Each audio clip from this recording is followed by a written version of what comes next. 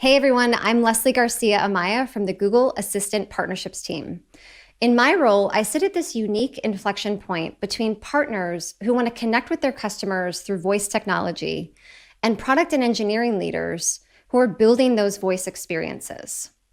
Now, I'm lucky because I get exposure to all kinds of leaders both in and outside of Google. But today, I want to shine a spotlight on the women who are building and influencing the future of voice AI. Let's have a chat with one of those women, Lilian Rincon. She is a senior director of product management for the Google Assistant, and she leads a team whose job it is to figure out how the assistant can help users get things done. This is no easy task. I work with many of the product managers on her team, and I can attest to the fact that they have a very hard job.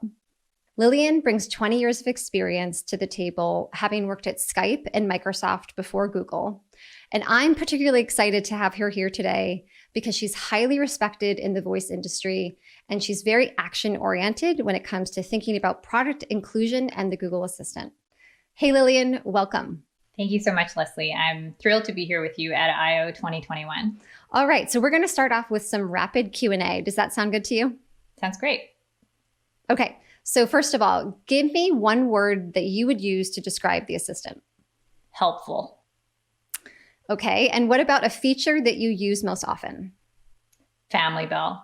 There's definitely a relationship between those two, I can see. Can you tell us a little bit more about how your team has designed the assistant to be inclusive? Sure, absolutely. The team's actually been really committed to designing assistants with diversity, inclusion, accessibility in mind from the very beginning. So for example, and I don't think a lot of people know this, people can pick from a variety of voices for Google Assistant, and we don't designate voices as being male or female. And we also alternate actually between male and female when you get an assistant. We use AI to improve Google Assistant features for people with speech impairments or other disabilities.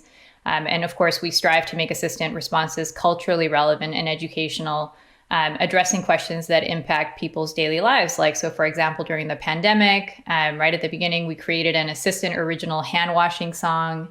And during cultural moments like Black History Month or just recently International Women's Day, we make sure that the assistant celebrates with its personality and celebrates diversity. I have to say that I totally agree. I love how the assistant celebrates these cultural moments. And a recent discovery that I made, if the audience hasn't heard of this query, you can say, "Hey, Google, who runs the world?" Definitely check it out. There's an exciting response coming your way from the assistant. Okay, so Lilian, tell me about an example where having women on your team led to the design of a more inclusive product. Sure. Actually, there's several talented women on my team, I'm proud to say. So just to highlight a couple, when COVID first hit, we saw that there were ways that the assistant could make things easier at home. One of our PM leads, Christian Duong, and one of her fabulous PMs, Yi-Chen Wang, created a communal speed dial feature so that from your assistant speaker or display, anyone in your family can quickly contact your closest family and friends. Another example was driven by Yash Bhavani. She noticed that with so many kids schooling from home, including her own twins, actually, who are in preschool, that we could create these bells to help families remember things like online classes. And this was really the birth of Family Bell. I personally use this feature every day to get my kids out the door on time in the mornings. Yeah, I have to say, I totally agree with you with Family Bell. I feel like it's an assistant that's genuinely caring about making sure that my day kind of tracks the way that I want it to. So props to Yash and the other women for initiating the development of these features. So we're out of time for today, but I'd love to hear, Lilian, before we take off, what is your personal commitment to continue to push for D&I on your team or in the broader voice community? Sure. I'd love, honestly, to see us continue making progress on building diverse teams.